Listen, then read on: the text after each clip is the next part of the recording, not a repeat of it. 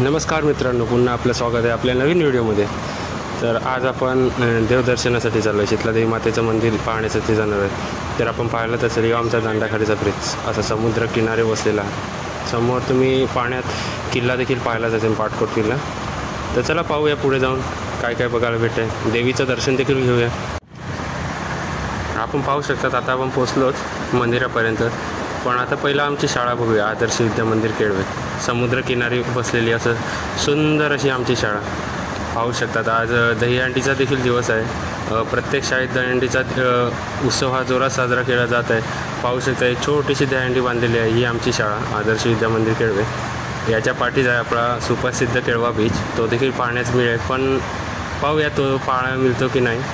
तर आपण पाहू शकता तिकडे येण्या जाण्यासाठी रिक्षाची सोय देखील खूप आहेत। पालघर स्टेशन आहे, केळवरा स्टेशन आहे। इकडून आपण सहजरित्या शीतलादेवी 12व्या शतकातला राजा भीमदेव याने केळव्या गावात बरीच वर्षे राज्य केले। त्या काळात इथल्या लोकांची आई शीतलादेवीवर भरपूर श्रद्धा होती आणि म्हणूनच राजा भीमदेव याने आई शीतलादेवीची स्थापना केली। असा ऐतिहासिक इतिहास असलेले हे मंदिर आज देखील जोमाने उभं आहे। आपण तर पाहू शकतात की याची डागडुगी किती चांगल्या पद्धतीने केली आहे, याचा जीर्णोद्धार कसा चांगल्या पद्धतीने केला आहे, याचा सांभाळ देखील चांगल्या पद्धतीने होतो, तसं त्यांचं व्यवस्थापन देखील चांगलं आहे।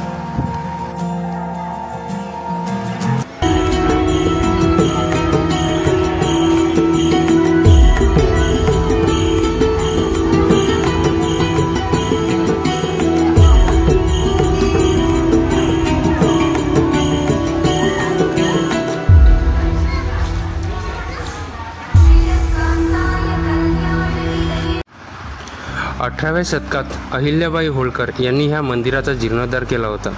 केळवे गावातील लोकांनी दुरुस्ती आणि जीर्णोद्धार समिती स्थापन केली आणि 1886 मध्ये जुन्या वास्तूचे दुरुस्ती, नूतनीकरण आणि जीर्णोद्धार केले। माजी महसूल मंत्री पद्मश्री भाऊसाहेब वर्तक यांच्या अध्यक्षतेखाली जीर्णोद्धार समिती नियुक्त करण्यात आली होती।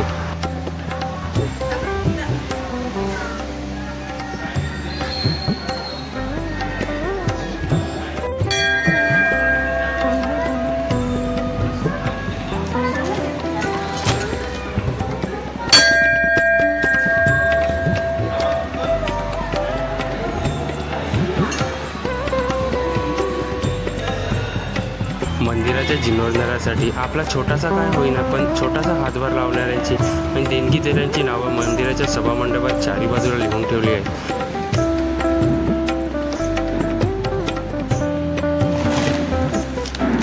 अखंड दगडात कोरलेली ही देवीची मूर्ती स्वयंभू असून डोळ्यांना खूप आनंद देणारी आहे। तिची भक्तांवर कृपादृष्टी नेहमीच असते।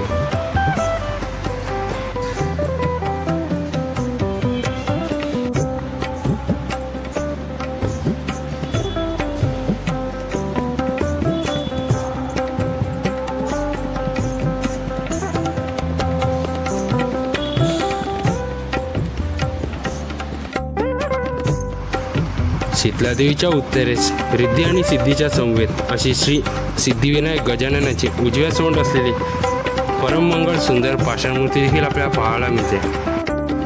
मंदिराच्या उत्तरेकडे खोल गाभाऱ्यात श्री वाळुकेश्वराची स्वयंभू पिंड देखील पाहायला मिळते। पिंडीच्या ऊर्ध्व भागात गंगा देखील आहे। बोला पार्वतीपते हर हर महादेव।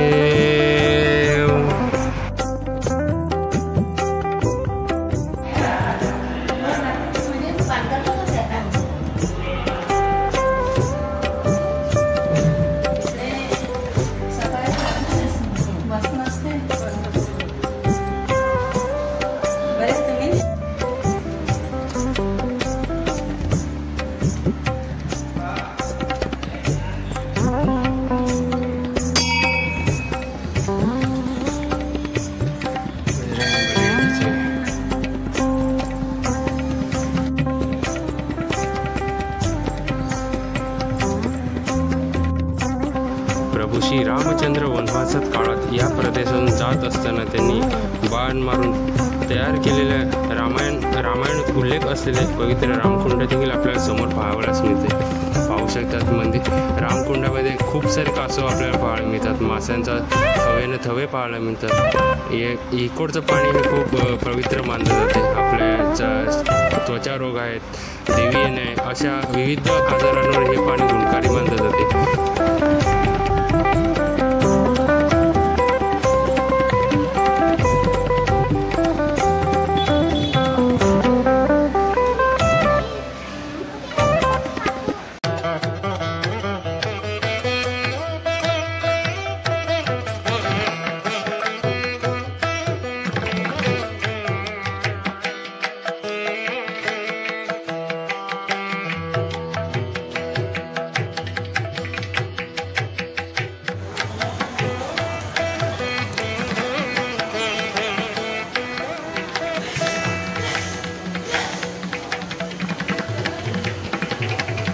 इकडून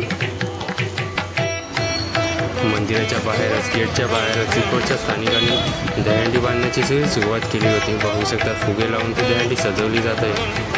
किती उत्साहात हा सण साजरा केला जात आहे पाहू शकतात आपण. तर त्यांच्या मागे जर आपण पाहिलं ना तर श्रीरामाचं देखील मंदिर आहे, ते देखील पाहूयात आपण पुढे जाऊन. ते देखील खूप जुनं आहे.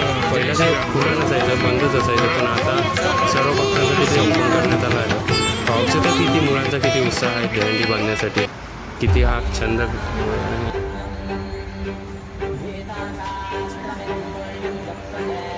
आणि जय श्रीराम, जोरात बोल, जोरात बोल.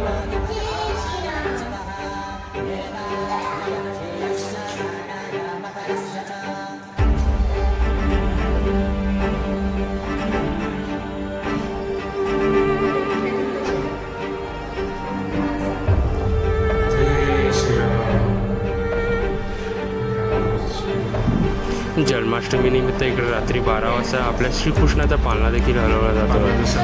श्रीकृष्णाचा जन्मोत्सव देखील इकडे उत्साहात साजरा केला जातो. आपण पाहू शकतात किती छान अशी श्रीकृष्णाची मूर्ती देखील त्या पाळण्यात दिसत आहे. आणि त्याच्या मागे भगवंत राम लक्ष्मण आणि तिथूनच काही अंतरावर आपण आलो तर आपल्याला तिकडे काळिका मातेचं देखील मंदिर पाहायला मिळत आहे. पाहूयात आपण इकडे बघा, असं छान असं प्रवेशद्वार बनवलं आहे. आणि त्याच्या पुढे देखील आपल्याला मंदिर दिसत आहे. 2 दीपस्तंभ लावले आहेत त्याच्या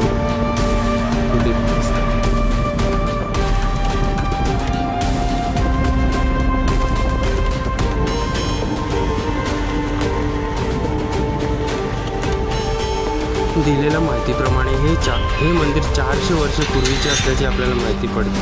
ह्या मंदिराचा जीर्णोद्धार 1978 साली माजी महसूल मंत्री भाऊसाहेब वर्तक यांच्या अध्यक्षतेखाली झाला होता. समोरील कमान प्रवेशद्वार उभारण्यासाठी गावकऱ्यांचा खूप मोठा वाटा आहे. देवीची मूर्ती संपूर्ण पाषाणात आहे. दसऱ्याच्या दिवशी मोठा उत्सव साजरा केला जातो. नवमीच्या दिवशी होम केला जातो. नवरात्रीच्या दिवशी भाविकांची खूप गर्दी आपल्याला इकडे पाहायला मिळते.